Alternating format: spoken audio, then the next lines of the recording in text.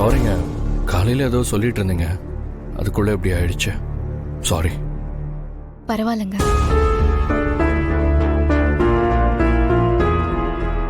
சரி, நீங்க யாரு?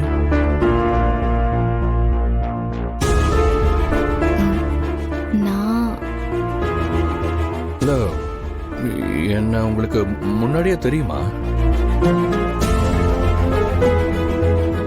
பொய் சொல்லாதீங்க, கண்டிப்பா உங்களுக்கு என்ன முன்னாடியே தெரியும்.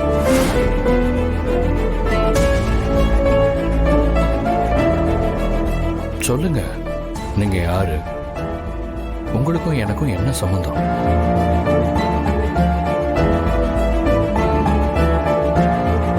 உங்களை தாங்க கேக்குறேன், யார் நீங்க? இல்லைங்க, அப்படிலாம் உங்களை நான் எனக்கு உங்களை யாருன்னே தெரியாதுங்க.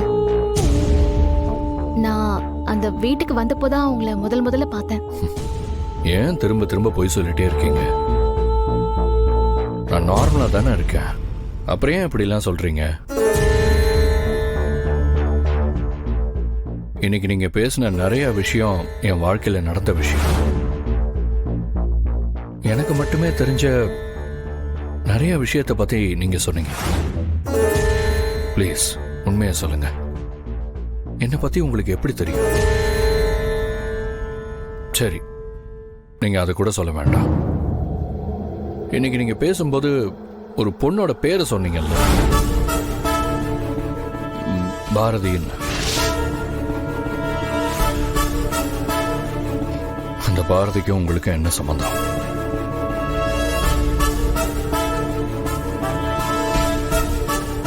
நீங்க சொல்ல மாட்டீங்கன்னு எனக்கு தெரியும். ஆனா நான் இப்போ ஒரு விஷயத்த சொல்றேன்,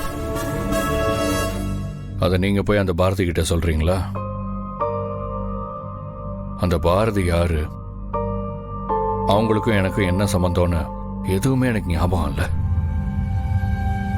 ஆனா ஒண்ணு மட்டும் ஞாபகம் இருக்கு, நான் இப்படி ஆனதுக்கு காரணமே அந்த பாரதி தான் மட்டும் என்னால புரிஞ்சுக்க முடியுது. நீங்க அந்த பாரதியை பார்த்தீங்கன்னா